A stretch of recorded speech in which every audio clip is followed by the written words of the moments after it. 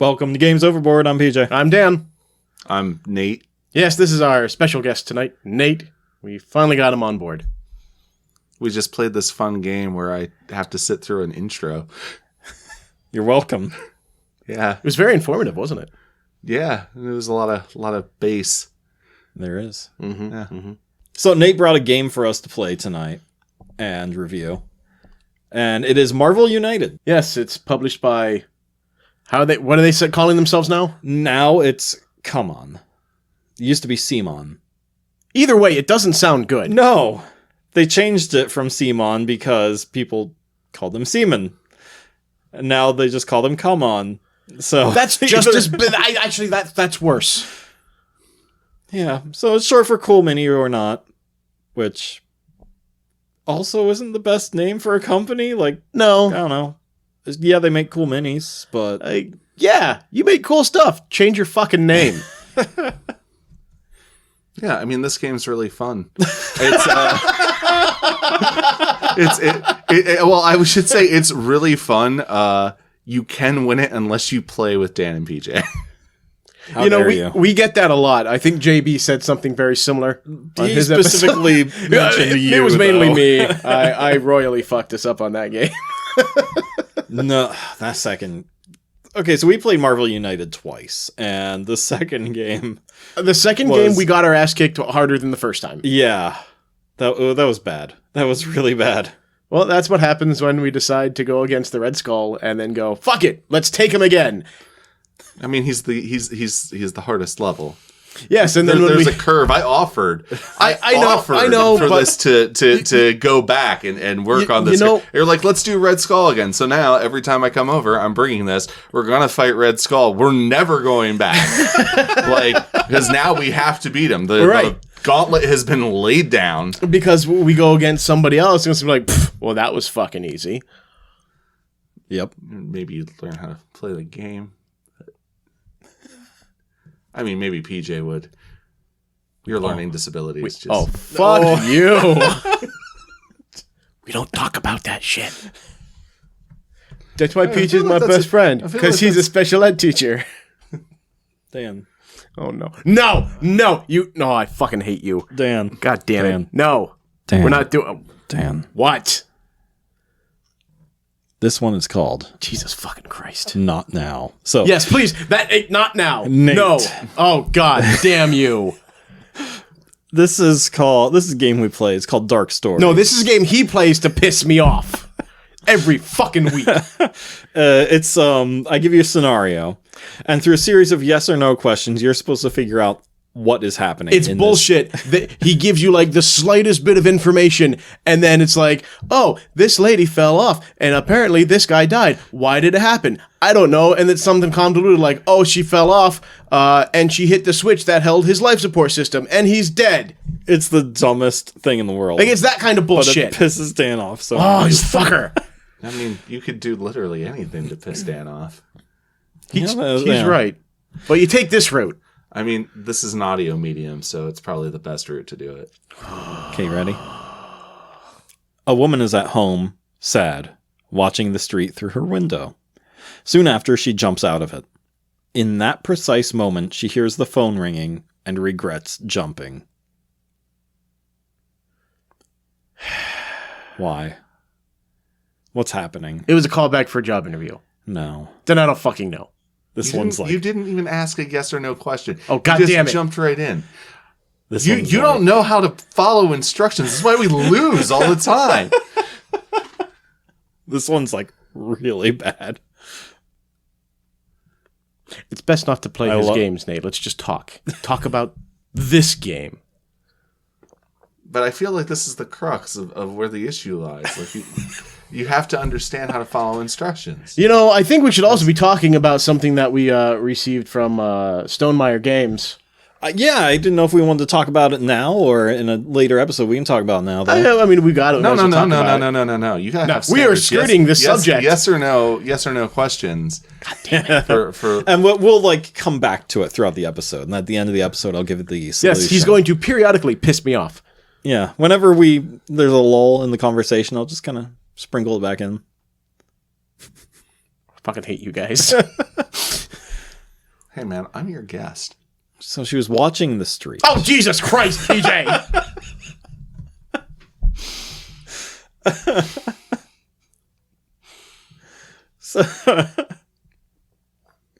So yeah, before we get into the game, do we want to talk about the this.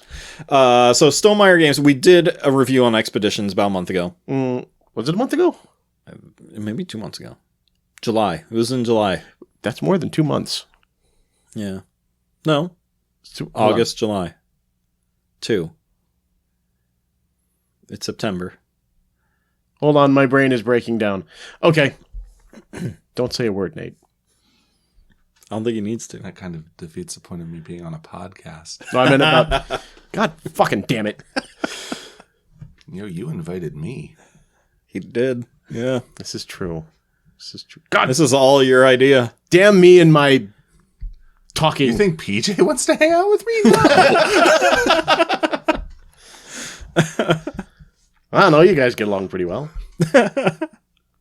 You both have something in common. You like to piss me off. Exactly. It's a fun night. I hate you guys. Okay, anyway. So, Stonemaier Games sent us the rubber players mat for Expeditions. Thing is huge. It's 3 feet by 3 feet, and it's gorgeous. And there are spots for like all the pieces and everything, so like a little outline, or you can flip it over, and it's just the art. And reduces things sliding around, but not completely, which I wish it really would have had more grip. I think because like when you're playing this game, all these tiles like slide. Yeah, because you have like these big pieces that are bouncing around them and everything, and they slide around a lot. And you can use this for more than just the game that it's designed for, which is why it's nice. There's a side without all these markings on it. When we used this tonight when we did Marvel United, and it stayed there pretty well. We didn't have a whole lot of sliding or any issues like we normally would. Yeah. And when you're playing on a hard table, like, it's so much easier to pick cards up when there's a mat, because, they just lift off so much easier. So again, it's $25 on Stonemaier's website. I mean, if you like Expeditions and if you really want to upgrade the game, this is definitely like a must buy. Even if you're not into Expeditions, the artwork is awesome. It is. It's just a good mat for your table. Just a good buy in general, and it's not that expensive. No, but it's huge. So be careful with that. I didn't expect it to be. That's what she said. All right, now we talked about that. It comes with a tag that uses like those plastic things like that clothing tags attached to. And people have been ripping them off the mat and making like big holes in the mat. Ooh. So when you get it, snip the tag off so you don't make a big hole in your mat. Super important to get snipped. That's right. Anyways. So Marvel United is a cooperative game where you play random, like it's just a mishmash of Avengers. And you are fighting one of 3 villains. You've got Taskmaster, Ultron, and Red Skull. Fucking Red Skull. Red Skull. Wait, how is it? I listened to a podcast, the Captain America Comic Book Fans podcast. I'm on the host on there. Consistently calls him Red Skull. All one word. Drives the other guy on the show nuts. It's quite frankly one of my favorite bits. I've just kind of listened. I've listened to like all 150 episodes, and it's worked its way into my vernacular. What is the podcast called? The Captain America Comic Book Fans podcast. Okay, I'm gonna have to look this up. Yeah, they're good guys. I have to look that up. So, what do we think of this game? I personally like it, but I'm. Well, you're biased. I'm kind of a horror for Marvel fans. Overall, I like the game.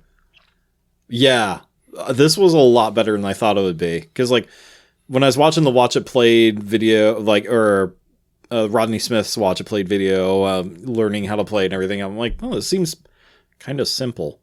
And sure, it's simple to play, but God, trying to win this thing.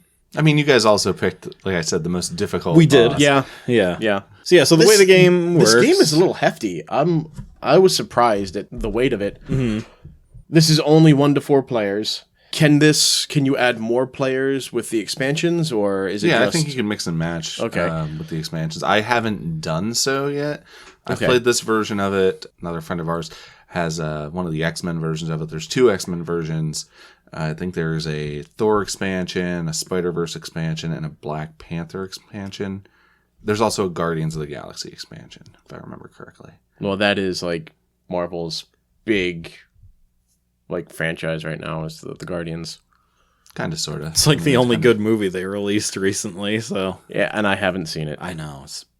I saw the first so 2. I upsetting. just didn't watch that Now you one. can stream that on Disney Plus now. Yeah, I know. Well, Angie pays for that. I don't, so... Oh, so you're not allowed to use it. Oh, no, I can use it. I just... Okay, I'm just trying to figure out where the basis for your excuse comes from. Oh, there is none. I just haven't watched it. It's just like you just put your problems on someone else. I don't pay. Yeah, I'm for gonna Is it. this put all my going to problems turn into on- like a Frasier episode now? Do we need Dan to lie down and you're going to analyze Well, first him? of all, if it were a Frasier episode, we'd be doing this over the air. Yeah. Live. It's close enough. Eh.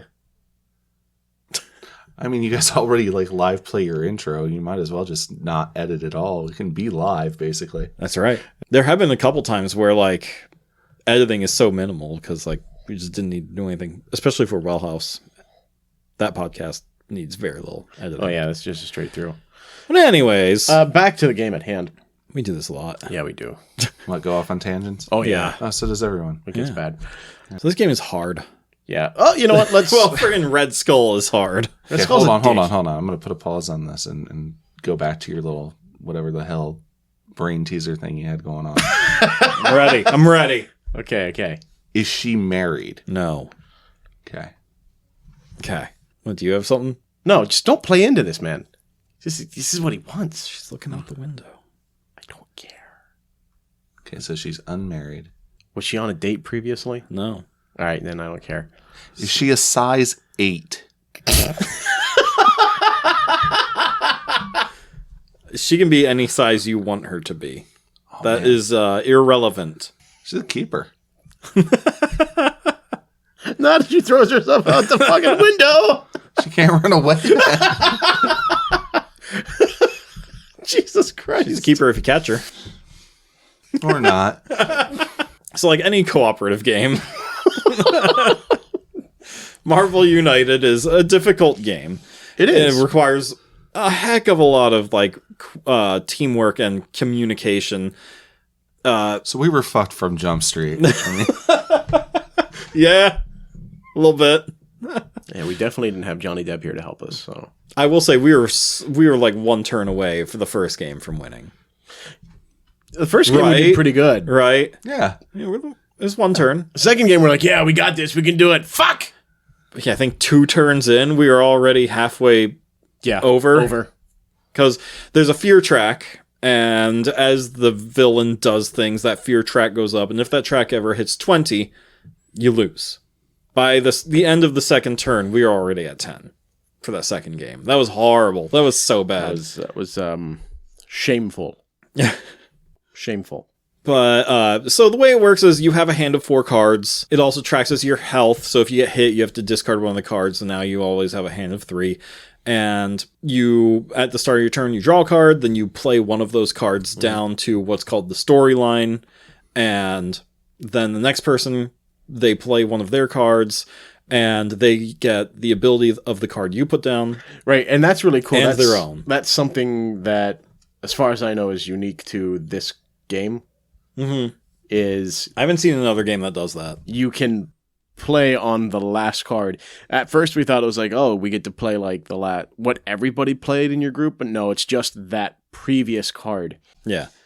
and that's helpful. That's really helpful. Yeah, because it's like, if you put something with a hit down, then I can do this and do more hits, and, you right. know. And then I can do my own stuff and then follow up with your hit. Yeah. Or if you use your move card, then I can move here and do this Mm-hmm. without playing a move card myself, That's right. which is really cool. Now, the components of this game are just Cardboard chits, as they're called, and plastic minis. yeah. The minis look great, even in their unpainted form. Are they cool minis or not? They are cool minis, but that's a stupid fucking name. but they do look really nice. But you don't like the art style. So that's the one thing that we talked about is they're chibis. Big heads. Yeah. Big heads, little toddler bodies. I just, like, the rest of the game looks great. The rest of the art style, like your location cards, look amazing. And then you see the characters and you go, what the fuck did you do to him? I mean, if you wanted, there's a Marvel miniature skirmish game. Marvel Crisis? I think it's Protocol. Crisis Protocol. You could probably substitute those minis in if you really wanted to. I mean, but you still have to see it on the cards. Yeah, you do. Like, that's just the only one. That's the only thing that I go, oh, of this game. Yeah. I'm not going to lie. I find there's a certain charm to the artwork. A lot of people do. You know, I mean, as a comics guy, I mean, there's an artist who's really big, Scotty Young, who does, you know, there's an obvious difference in the style, but it's very similar. It's the same concept and everything. Yeah. Like, that was the only turnoff for me on this. Other than that, like I said, the rest of the artwork looks amazing. Mm-hmm. The minis are really high quality. Like, the details on those details minis are are so great. nice. Oh, yeah. Does the fall kill her? Oh, my God. Yes. Okay, see, so she's not a keeper unless you want to, you know, go out with roadkill. Okay. Or at least, at the very least, you can assume it does. Her plan is to end her life when she jumps out that window. Okay, how Is she good at things that she puts her mind to? Sure. what story are we on? It's called Not Now. God damn it, PJ. Yeah, you know, that's not a yes or no question, by the way. I'm just going to... Actually, can I yes. We're on the story, yes. It's at least We are 3 on floors. a That's pretty story. fucking high. It just says that she jumped out the window. It doesn't say... But she's planning to end her life when she does it, so, you know... Okay, I gotta cover my bases because one of them was a guy steals shit from a fucking art gallery, the cop shoots him, and suddenly the cop's like, oh no, I've done a bad thing, kills himself, and the thief is like hailed as a hero. How the fuck does that happen? PJ, one more question.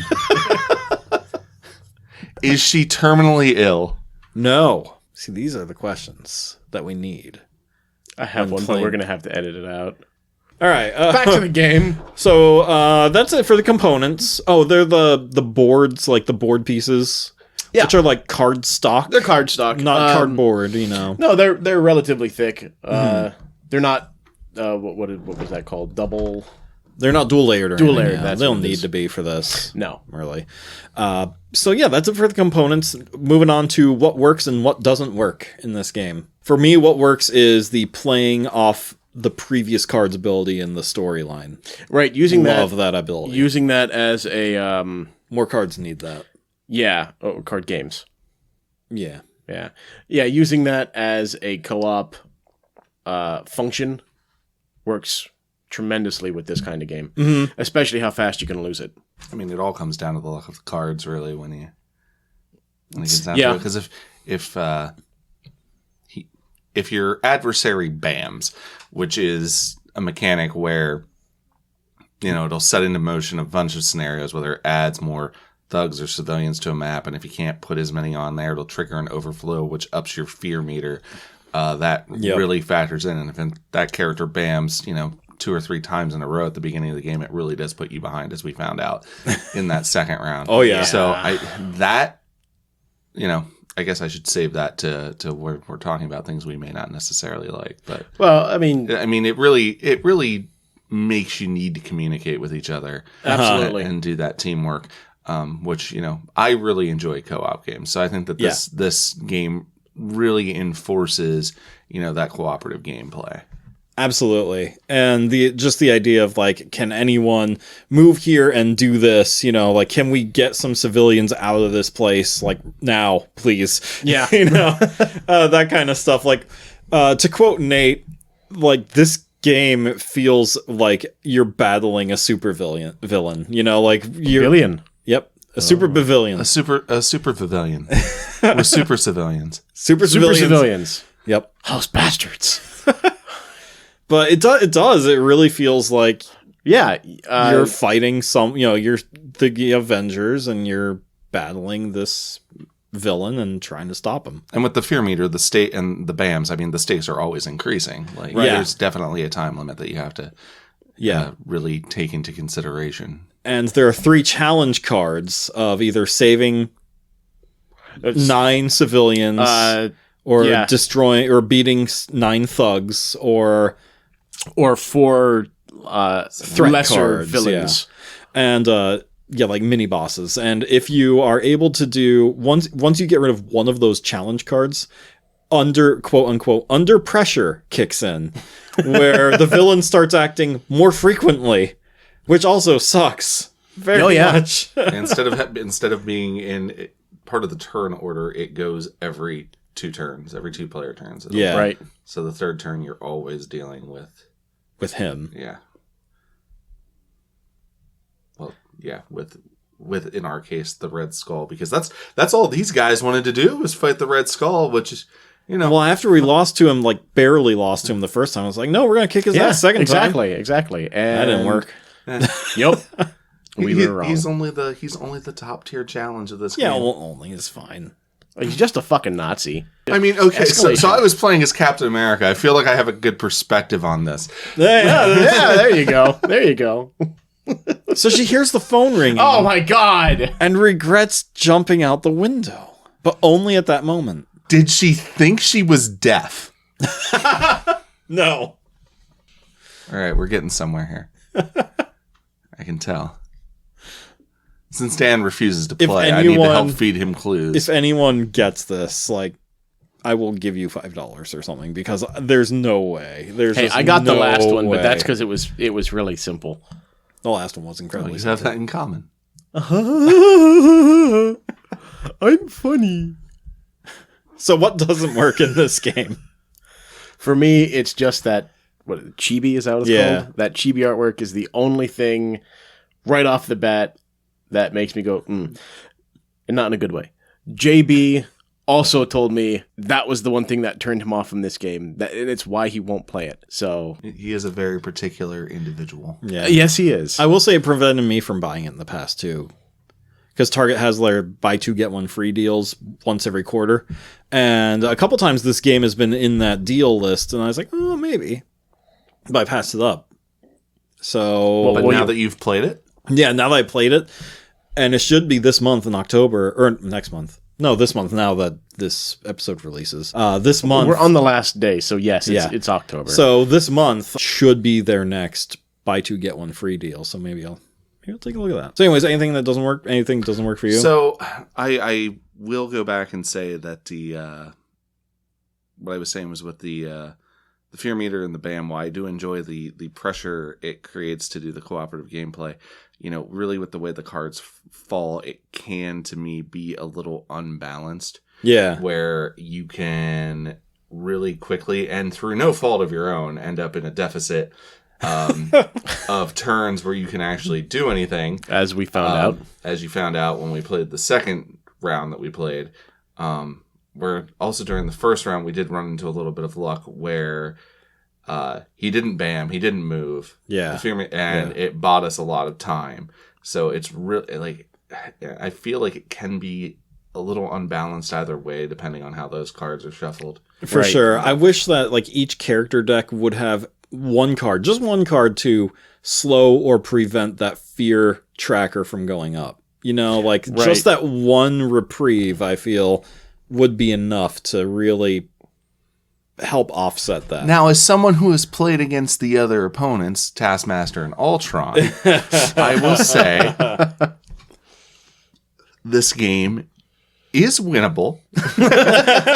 And it's really just, the difficulty level with the Red Skull that causes that fear meter and those BAMs to really build up on you as fast. It does not happen as badly. I think Taskmaster's the lowest level threat, and then Ultron is the medium level threat. That makes sense.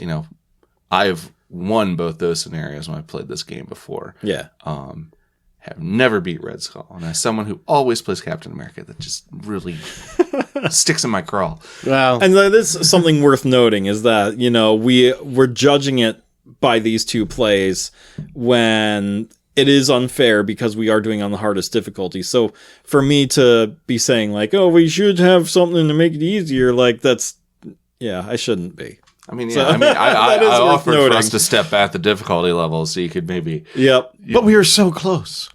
That first game, we were so close. We were. Until we weren't. That's okay. That's not going to stop us from doing it again. Yeah. Fucking Red Skull. I do like how easy this game is to pick up. Oh, yeah. That is very nice. This is probably one of the fastest games that we've played so far to pick up. Yeah. Other than like a Stonemaier game, like Libertalia, that one's... Libertalia is super quick. Crazy. I would hold that at about this, maybe like one step above Libertalia in the way of difficulty to learn. Yeah. Complexity. Yeah, that's the word. It's really simple to just go through, do your trial and error, figure it out real fast, and then go. Because after we figured it all out, that first game went by super quick, and the second went by even faster, unfortunately. But not because we were good at playing the game. No. No, not at all. So she's at home sad. Oh, Jesus Christ. Watching the street through her window. Why would she be at home sad? Watching the street. Are her parents alive? No. I got it. I can't wait for Dan to figure this out. No, I got to hear this. Go ahead, Nate. I'm not Bring it out. Bring it out. I'm this done is playing. Your challenge. I'm done playing. I'm just trying to feed you information here, and you apparently are just a quitter. Yep. Okay, go ahead. Okay. All right, I'm ready. So here we go. She's at home sad because both of her parents just died. And she leaps out the window and immediately regrets it because she got a phone call that she was a size 8.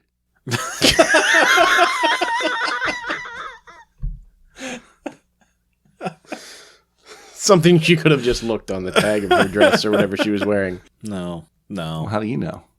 Because I have the answer. Where are you getting this information from? It's right here. The palm of his hand. I don't think that's a reputable Power of source. the sun. I don't think that's a reputable source. I don't think it is either, but Fake news. Fake news. Favorite moments from this game. What we got? probably having you leap over as the Hulk, knocking everybody down, including the Red Skull by one point, and then watching Nate fall to the ground and not be able to do anything. And then I leap away. And then you leapt away to another area. We did damage. Sorry, Nate. It was on our second playthrough, by the way. Where PJ thought that he was definitely doing something that was going to increase our chances of winning. Hey, you told me to. I did. I will admit. I agreed to be KO'd for a turn. So you could deal immediate damage to the Red Skull. It was a team effort. And it did not work. No, but it was badass. But we did more damage to him than we would have if we didn't take that turn. Yeah. Because that second game, we didn't even get to touch him. Okay, hold on. Is she dating Dan? No.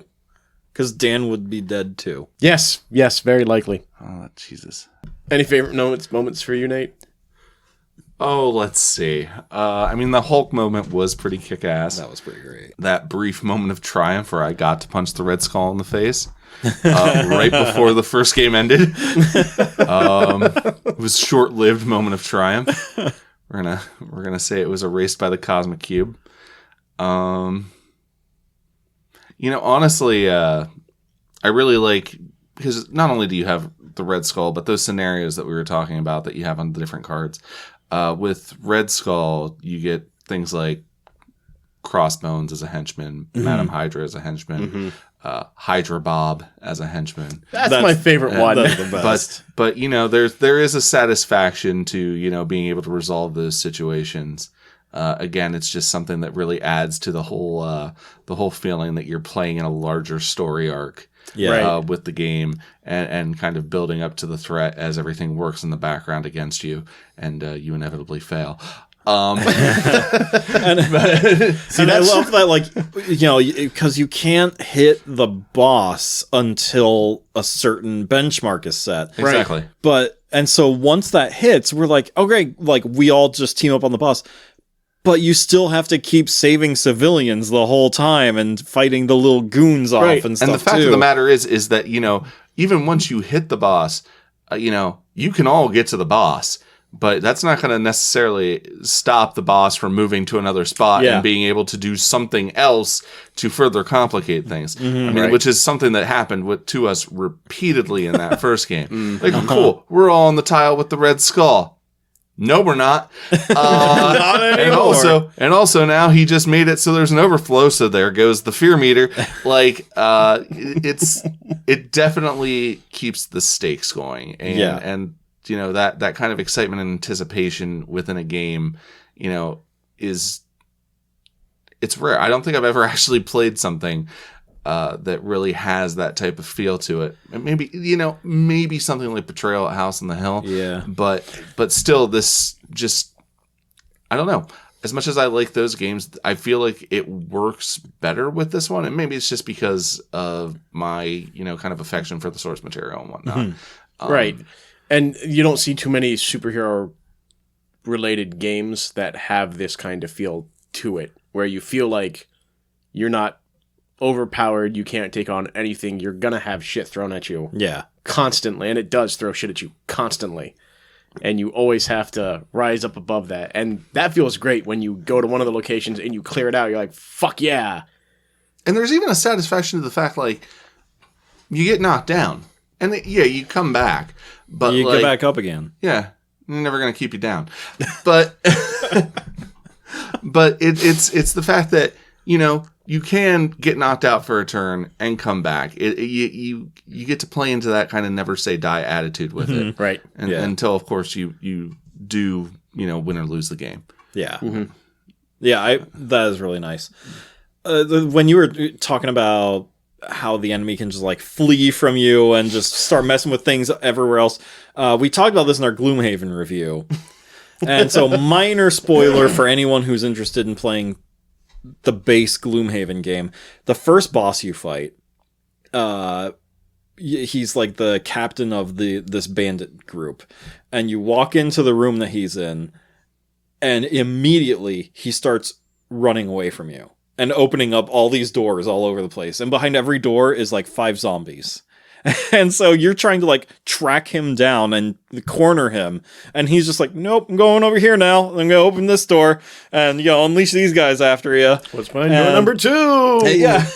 And so that's the only other game that has really like captured that elusiveness of the baddie that you're fighting. So I agree with you there that like it's hard to find a game that really has that tension of just like pinning them down and actually being able to attack them.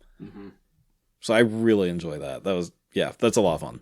I don't know. I also like the fact, the different location tiles and the different threats that can be added on there, like adding the fact that you need 2 damage instead of 1 to take down enemies at certain times, the different amounts of civilians of those that you find in each.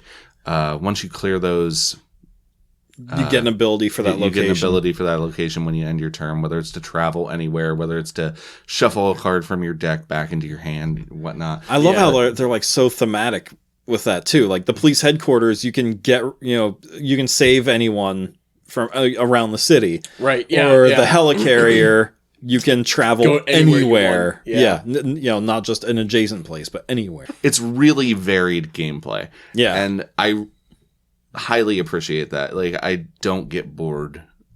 It's not just a rehash of a rehash of a rehash every turn. There's always something different that you can do, which is frankly just great design. Yeah, because the game will never get old. You can, you don't need expansions for it. They help, like they'll keep it fresh, but it will stay fresh for a long time just with this base box.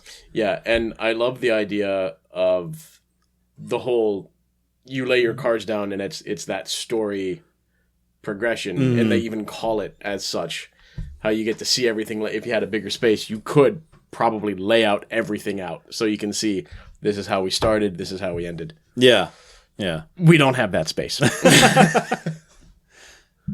But it's cool that you could possibly do that.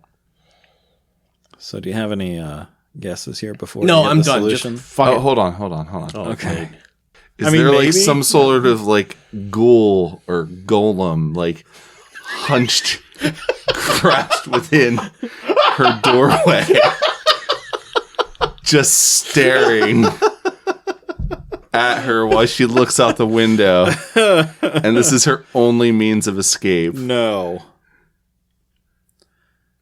Because if so, I would say that she was waiting for the Ghostbusters. They never showed up, so she jumped, and when they called back, she was like, fuck, that could have gotten rid of them. No. You ready? Yeah, go for it. Do you have any more questions before I give it? Okay. After a nuclear catastrophe, the woman thought that she was the only person alive and decided to put an end to her life. When the telephone rang, she realized she was not alone, but it was too late for her. Listen, PJ, while that all seems completely and utterly plausible, I do take issue with it because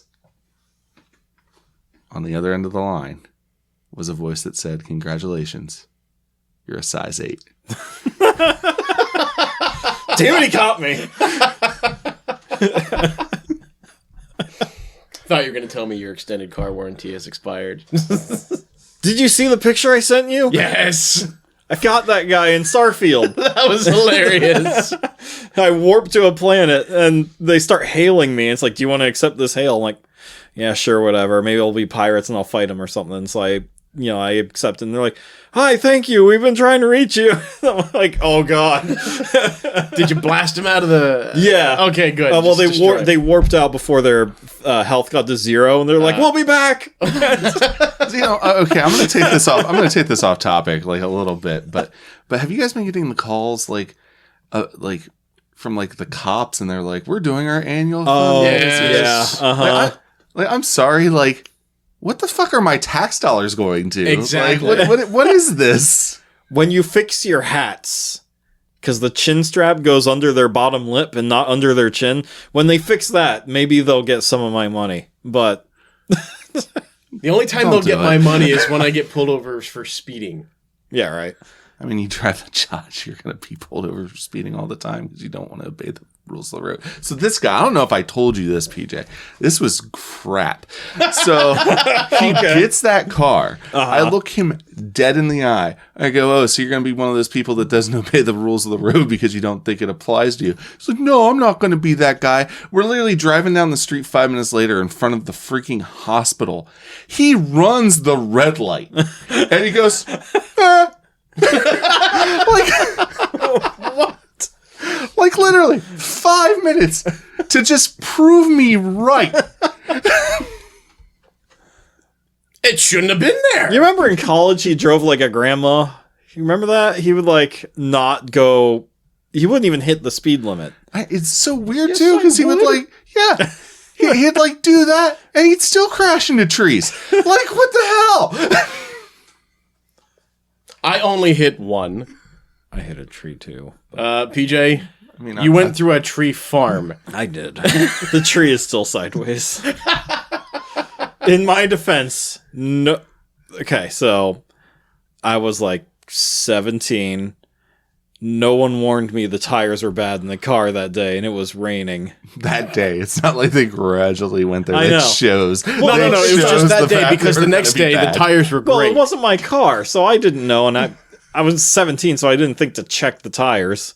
So, yep. I turned. The car did not turn. Just went straight. Oh, shit. So, PJ, if we were to look at this game, how much can we find it right now? How much can we find it? Yeah, that's what I'm trying to say. You're good the first time, too. My words, they don't come out correctly. Sometimes our words say in reverse. That's right. So Amazon has it for... It's like he's an AI. Amazon has this product for... Really? Maybe? What? So, bundled with the